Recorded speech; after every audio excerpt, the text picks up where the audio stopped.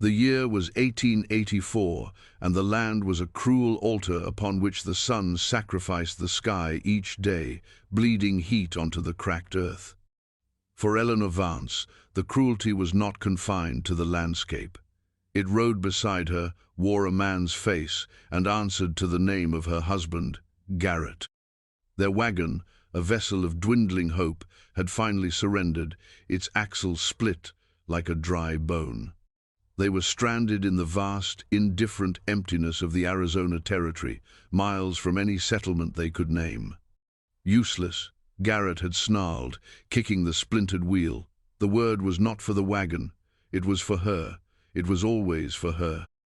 For 2 years his love had curdled into a possessive contempt that clung to her like the dust. He blamed her for the failed venture in Prescott, for the lame horse, for the relentless sun itself.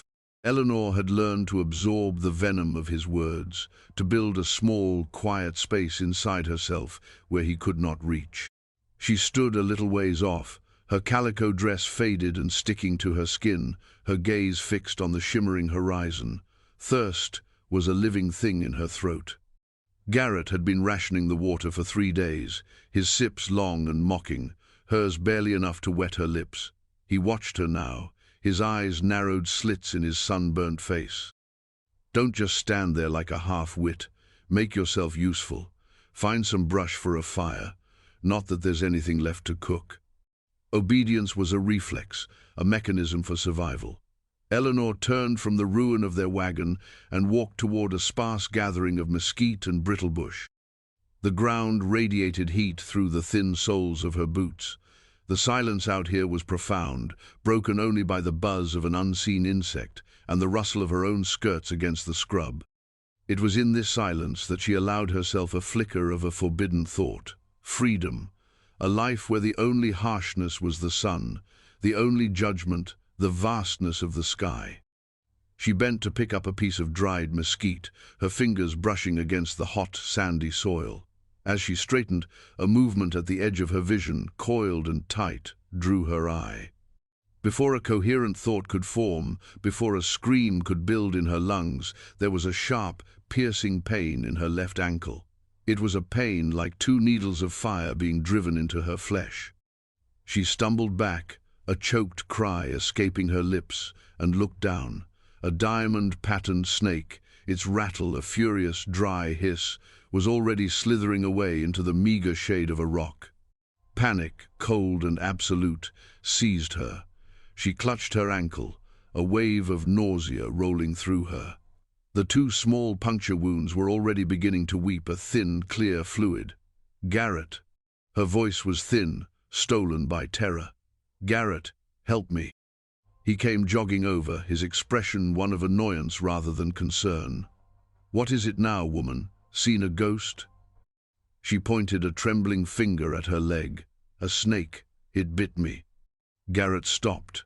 He stared down at her ankle, his eyes tracing the faint wounds. For a long moment, he said nothing. Eleanor watched his face, searching for any sign of alarm, of husbandly duty, of simple human pity. She found none. Instead, a slow, calculating stillness settled over his features. The annoyance was gone, replaced by something she had never seen before, something cold and appraising. It was the look of a man weighing an opportunity. "A rattler?" he asked, his voice strangely calm. She nodded, tears finally breaking free and tracing clean paths through the grime on her cheeks. "Please, Garrett, you have to do something. Cut it, suck the poison." She was babbling the half-remembered remedies she'd heard men discuss. He looked from her ankle to the endless, empty horizon and then back to her face. A slow, cruel smile touched the corner of his mouth. It did not reach his eyes. "I suppose I could," he said softly. He then knelt, but not to help her. He reached into the pocket of her apron and pulled out the small silver locket her mother had given her, his only concession to her sentimentality. He pocketed it. "What are you doing?" she whispered, a new, more profound horror dawning. Garrett stood up, dusting off his knees. "You've been nothing but a millstone around my neck, Eleanor, a bad luck charm." I figure this is the land's way of finally cutting me loose." He walked back to the wagon, gathered the last canteen of water and the small sack of their remaining funds. He didn't even glance back. "Garrett, no," she screamed, the sound raw and desperate. "You can't just leave me, Garrett." He didn't falter. He simply began walking east, his figure shrinking against the enormity of the landscape until he was just a dark speck, and then nothing at all. The silence he left behind was heavier than before, filled with the frantic drumming of her own heart and the furious rising throb in her leg. The sun beat down, indifferent. The land held its breath. Eleanor Vance was alone, left to die. Amos Blackwood understood the language of solitude.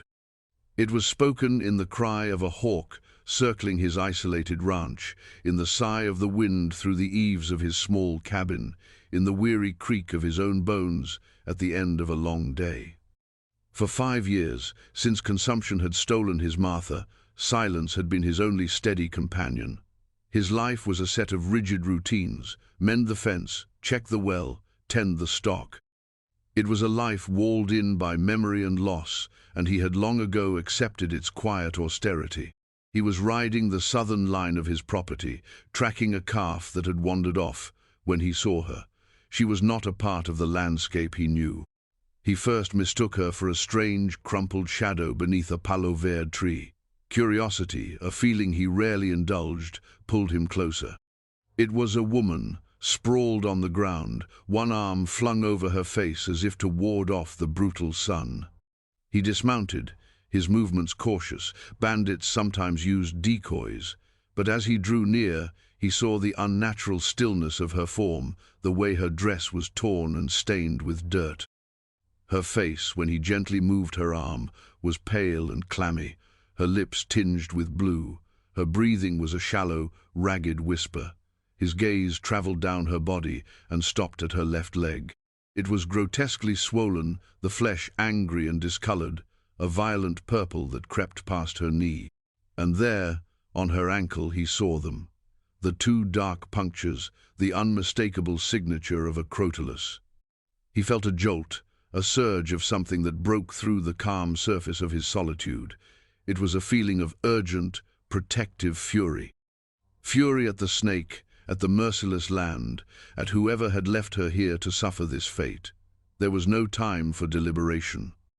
He knew the folk remedies were a desperate gamble, a prayer against a potent poison, but they were the only prayer he had. Working with a grim economy of motion, he pulled the Bowie knife from the sheath on his belt. The steel was cool and familiar in his hand. He knelt beside her, his heart pounding a heavy, unfamiliar rhythm against his ribs. He whispered an apology to the unconscious woman, or perhaps to the memory of his wife, before making 2 small, shallow cuts over the bite marks, just enough to break the skin. He lowered his head, pressed his mouth to her flesh, and drew. The taste was acrid, metallic, vile. He spat the venom-laced blood onto the parched ground, the glob turning dark in the dust. He repeated the action, again and again, his mind a blank slate of pure, desperate focus. He worked until his own head swam, until the poison he tasted was a phantom on his tongue. He knew it wasn't a cure, it was just a chance, a flicker of light against an encroaching darkness. When he could do no more, he rinsed his mouth with the last of the water from his canteen, pouring a few precious drops over her cracked lips. She moaned, a sound so faint it was nearly lost to the wind. With a strength born of necessity, he lifted her. She was lighter than he expected, a fragile burden. He settled her in front of him on the saddle, her head lolling against his chest, and turned his horse, spurring it toward the distant silhouette of his cabin. It was a race against the poison, against the sun, against the death that was already staking its claim on the woman in his arms. For 3 days, the world was a fever dream of fragmented images and disembodied sounds for Eleanor. She was burning, adrift on a sea of fire. She felt cool cloths on her forehead, the gentle pressure of a spoon at her lips, the taste of thin, savory broth. A deep voice murmured nearby, words she couldn't grasp, but the tone was steady, a low anchor in the storm of her delirium. She mumbled about Garrett, about a broken wagon, about the coldness in his eyes. She cried out at the memory of the snake, her body jerking with phantom pain. Through it all, Amos was a constant, tireless presence. He moved about the small two-room cabin with a quiet efficiency. He brewed willow bark tea to fight the fever. He bathed her swollen leg in cool water, changing the poultices of crushed herbs he prepared from Martha's old garden. He sat by her cot through the long nights, watching the rise and fall of her chest, his own exhaustion a dull ache behind his eyes. He listened to her fevered ramblings and felt a slow-burning anger solidify in his gut. The name Garrett became synonymous with a kind of evil he could barely comprehend. On the morning of the fourth day, the fever broke. Eleanor awoke to the scent of wood smoke and coffee. Her mind felt clear, scoured clean, but her body was a territory of profound weakness. She turned her head and saw him. He was standing by the stone fireplace, his back to her, a broad-shouldered silhouette against the morning light. He was stirring something in a pot. She tried to speak, but her voice was a dry rasp. "Hello?" He turned, startled. His face was weathered, carved with lines of sun and sorrow, but his eyes were a clear, steady grey. They held a guarded kindness. He walked over to the cot, a cup of water in his hand. "Easy now," he said, his voice the same low rumble she'd heard in her dreams. He helped her sit up, propping pillows behind her back. "You've had a rough go of it." She drank the water greedily. It was the sweetest thing she had ever tasted. She looked down at her leg, propped on a stool. The swelling had gone down, though the skin was still a mottled canvas of purple and yellow bruises. The wound on her ankle was clean, bandaged with a strip of white cloth. You found me." "By the palo verde tree," he confirmed, his gaze direct. "Rattler got you." The memory washed over her, sharp and terrible. Garrett's face, the glint of the sun on the stolen locket, his back as he walked away. A sob caught in her throat. She pressed her lips together, fighting it back. She would not cry in front of this stranger. She had no tears left. He seemed to understand. He didn't press her for details. He simply nodded toward the fireplace. "Broth is ready. You need to get your strength back." And so began their quiet coexistence. Her world shrank to the four walls of his cabin and the small patch of ground visible from the window. The man, Amos Blackwood, was a creature of few words. Their conversations were sparse, functional exchanges about food, water, and her recovery. He would tell her, "Leg looks better today," and she would reply, "It feels it." He'd leave a bowl of stew on the small table by her cot and retreat to the other side of the room, giving her space. Yet, in his silence, there was a profound language of care. He had mended the tear in her dress with small, clumsy stitches. He left a book of poems by Martha's side of the bed for her to read. He never once made her feel like a burden. He treated her with a deep, almost formal respect that was so alien to her, it felt like a dream. As her strength returned, Eleanor began to take tentative steps, first around the cabin, then out onto the porch. She watched him work. He moved with a kind of deep-rooted competence, his hands sure as he repaired a harness or chopped wood. He was a man who belonged to this land, who understood its rhythms and demands. He was the complete antithesis of Garrett, who had only ever sought to conquer and exploit it, and had failed at both. One afternoon, she found the courage to contribute. She took the basket of his mending and sat on the porch, her needle moving with a practiced skill that surprised even her. He returned from the fields, stopped on the steps, and simply watched her for a moment. "My Martha," he said, his voice softer than she'd ever heard it. She could mend anything, seemed to think she could mend the whole world with a needle and thread. It was the first time he had spoken of his wife by name, the first crack in the wall of his solitude. Eleanor looked up from her work, meeting his gaze. "It's a good skill to have," she said quietly. Some things need mending." He nodded, a flicker of understanding passing between them. He sat on the step below her, the silence stretching out, but it was a different kind of silence now. It was not empty, it was shared. The fragile bridge of trust, built plank by plank with quiet gestures and unspoken empathy, was beginning to feel solid beneath their feet. Weeks turned into a month. The bruises on Eleanor's leg faded to a pale yellow, and she could walk without a limp. The ranch became her sanctuary, a place of healing. She took over the cooking, her meals a small offering of gratitude. She tended the small vegetable patch Martha had planted, coaxing green life from the dry soil. She and Amos fell into a comfortable domestic rhythm, a partnership forged in the ashes of their separate griefs. The memory of Garrett receded, becoming a ghost story she told only to herself in the dead of night. She began to feel a sense of home, a feeling she realized she had never truly known. It wasn't in the walls of the cabin, but in the steadfast presence of the man who occupied it with her, in the safety she felt when his shadow fell across the doorway at dusk.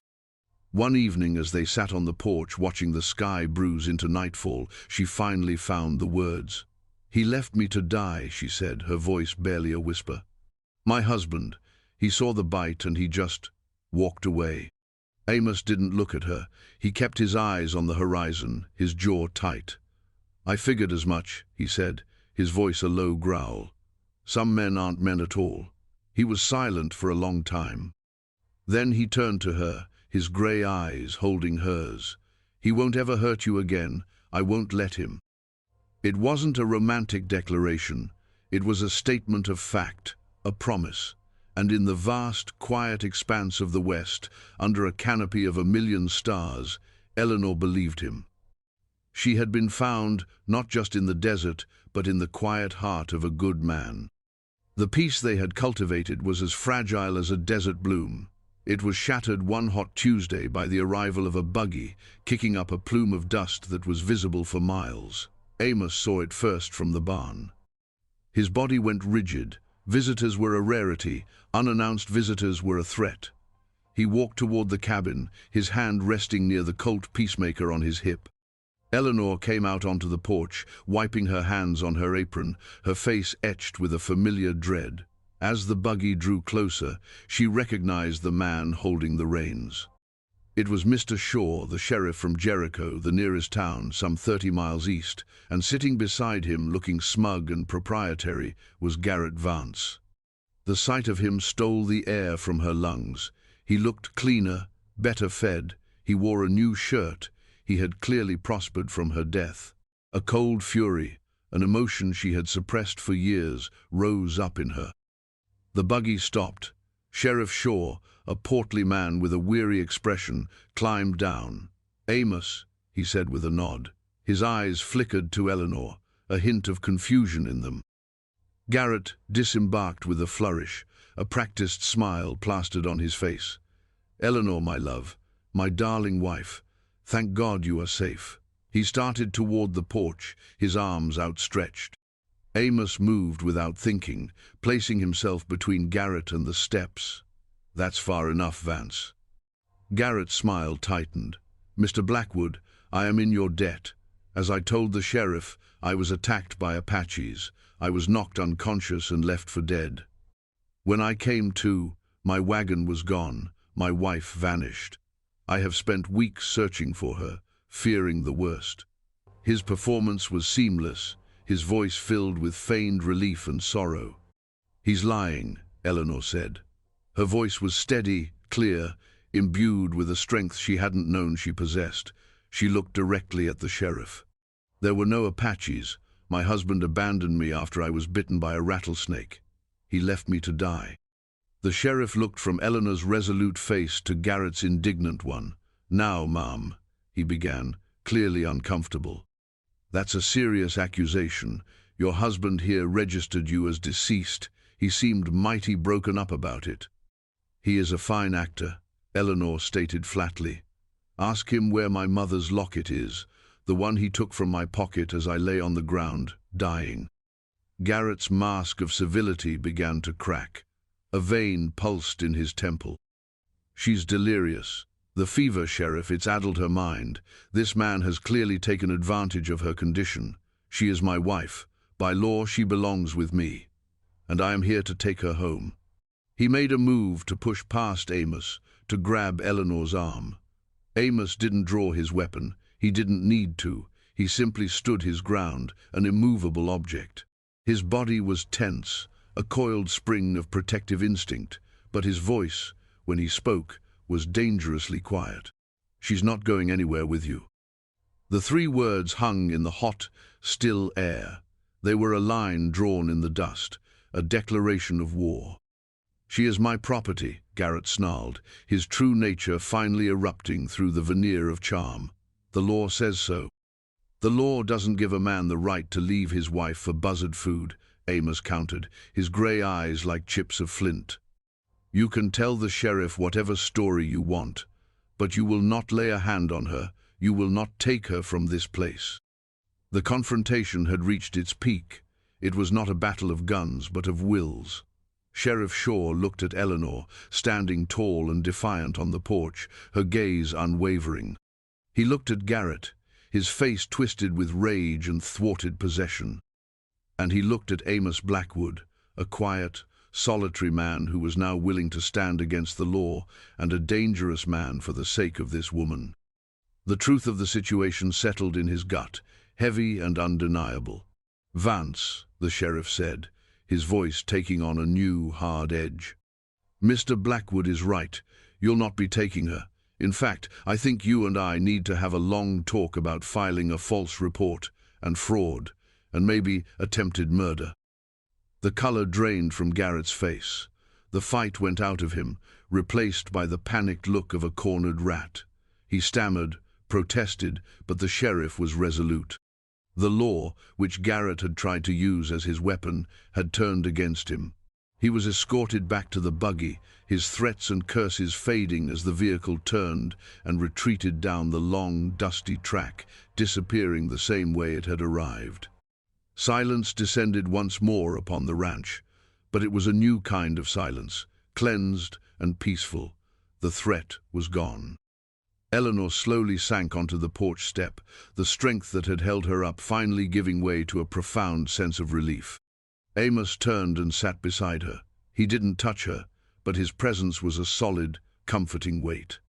They sat for a long time, watching the dust settle, listening to the familiar sounds of the ranch reasserting themselves. "It's over," she said, more to herself than to him. "Yes," he agreed.